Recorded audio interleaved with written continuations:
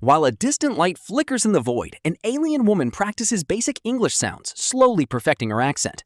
Meanwhile, in the Scottish Highlands, a lone motorcyclist speeds down a winding road. He pulls over, climbs into a ditch, and drags out the lifeless body of a woman, tossing her into the back of a van. In a surreal white void, the alien takes the dead woman's clothes and puts them on, essentially stepping into her life. She spots an ant crawling on the body and pauses to just stare at it for a moment. She eventually turns up at a rundown building, hops into the van, and hits the road, while the motorcyclist, who seems to be her handler, heads off on his bike. The alien stops at a mall to stock up on makeup and more human clothes. Now, fully disguised, she cruises through the city, carefully scoping out the men on the street. Busy areas aren't giving her the results she wants, so she heads into a quieter neighborhood and pulls over to talk to a guy walking by himself. She uses the old "I'm lost and need directions" routine to get him talking. She tries to figure out if anyone would miss him, but as soon as she hears he's meeting someone, she cuts the conversation short and drives off. This becomes her routine. She stops man after man, asking for directions just to see if they're alone. If they have family or friends waiting, she moves on. If she spots the police, she immediately peels away. When she finally finds a man with zero ties to anyone, she offers him a ride. During the drive, she flirts with them until they're hooked. She leads them to a dilapidated house and starts undressing very slowly, keeping the man completely mesmerized. Blinded by lust, the man frantically strips and follows her, only to realize too late that he stepped into a liquid black void that swallows him whole. It turns out she's an alien scout harvesting men for food to send back to her planet. The woman from the beginning was just the previous hunter who died on the job. She continues her hunt day after day. Eventually, she ends up at a beach where she watches a family playing on the shore while a lone man swims nearby. She approaches the swimmer and starts her usual questioning, but the moment is interrupted by a scream. A woman has jumped into the rough surf to save a dog, and the current is pulling her under. Her husband dives in to help, but he's in over his head too. The experienced swimmer rushes in to save them while the alien just watches from the shore, totally indifferent. After a brutal struggle, the swimmer drags the husband back to the sand, but the man is hysterical. He runs right back into the waves to find his wife, who's already been swept away. The swimmer is completely exhausted and collapses. The alien walks over, looks at him for a second, then picks up a rock and bashes him over the head. She drags the unconscious swimmer away to her van, completely ignoring the family's baby, who's been left crying and alone on the beach. That evening, while she's driving off with her catch, the biker shows up to collect the dead family's belongings. Once again, the baby is left behind, screaming into the void. Back in the city, the alien starts noticing things she hadn't before, like children crying in the back of cars.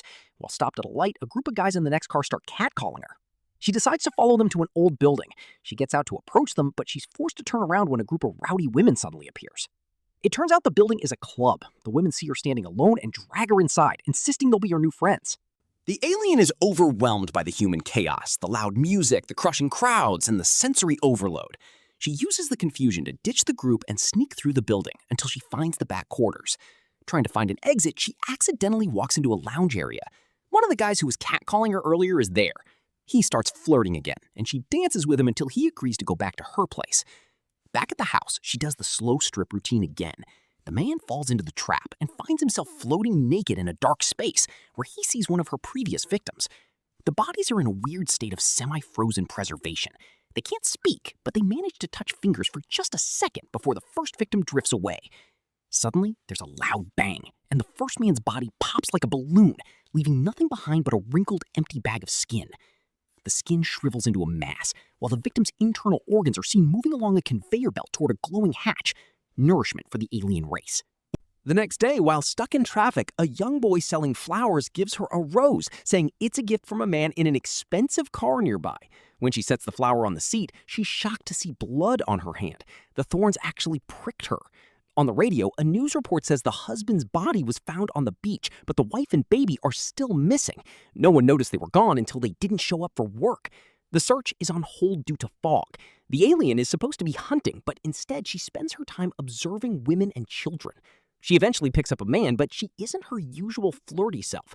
She barely speaks, which makes the guy feel pretty awkward, but she leads him into the dark room anyway.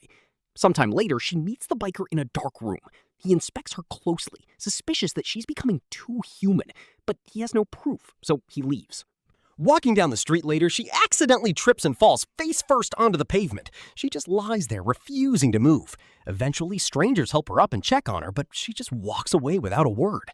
For the first time, she's watching humans as individuals, noticing different races, ages, and emotions. That night, she's out in the van again. She sees a lone man, but doesn't even try to lure him. Suddenly, a guy walks up to her window. She can't hear him through the glass.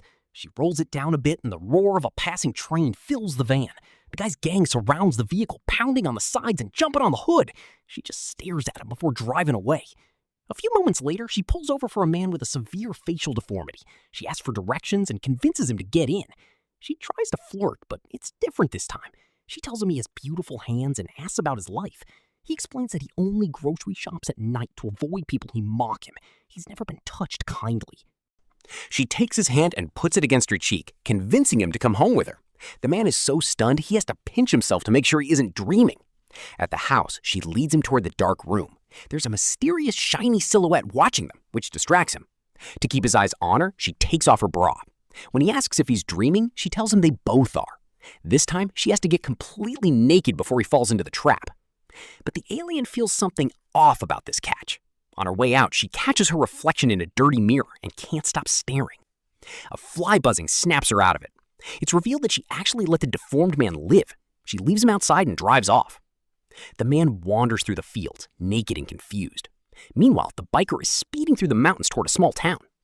He stops at a house and breaks into a car to open the trunk. Then he finds the deformed man climbing a fence in the garden. A second later, the biker stuffs the man's body in the trunk and drives off. A neighbor sees the whole thing but is too shocked to react. The next day, the alien arrives at a beach covered in thick fog. She hears birds and a man singing in the distance. She walks out of the fog and leaves the van behind for good, heading down a road in the middle of nowhere. She finds a restaurant and orders a piece of chocolate cake. It's her first time trying human food, and she immediately spits it out in disgust. She tries to leave town, but a local tells her the bus is coming soon, so she decides to wait. On the bus, the driver tries to chat, but she ignores him. A passenger checks on her, and even though the driver tells him to mind his business, she admits she needs help. They get off the bus together. He gives her his jacket, and they go to his house. She's acutely aware of the neighbors watching her. He makes lunch and puts on a comedy show, but she doesn't eat and doesn't understand the humor. While he's doing the dishes, he starts dancing to the radio. She taps her hand to the beat, finally starting to understand a human rhythm. When it's time for bed, he gives her tea and a heater. Left alone in the guest room, she strips down and stares at her body in the mirror, examining the details for the first time. Meanwhile, the biker finds the mirror in the abandoned house. He calls in his team and they split up to hunt her down. The next morning, she and the man go for a walk. When they hit a deep puddle, he picks her up and carries her across. They visit an old castle ruin, and the height makes her dizzy. The man is patient, helping her down the stairs with kind words. Back at the house, she finally lets him kiss her. Things escalate quickly to the bedroom. But when he tries to get intimate, he can't find a way in. Confused, the alien grabs a lamp to take a better look at herself. She realizes she has no biological openings. Her human body is just a costume. Devastated that she can never have a full human experience, she gets dressed and runs out into the rain. In the woods, she runs into a forest ranger. He tells her he understands the need to be alone, but warns her about getting lost. She eventually finds a stone hiking hut to take shelter. She stares at the soot in the fireplace before zipping up her coat and huddling in a corner to sleep. She wakes up to find the ranger assaulting her. She pushes him off and bolts, constantly looking over her shoulder. She hides behind a large plant until the coast is clear, then makes a break for a logging truck and climbs into the driver's seat.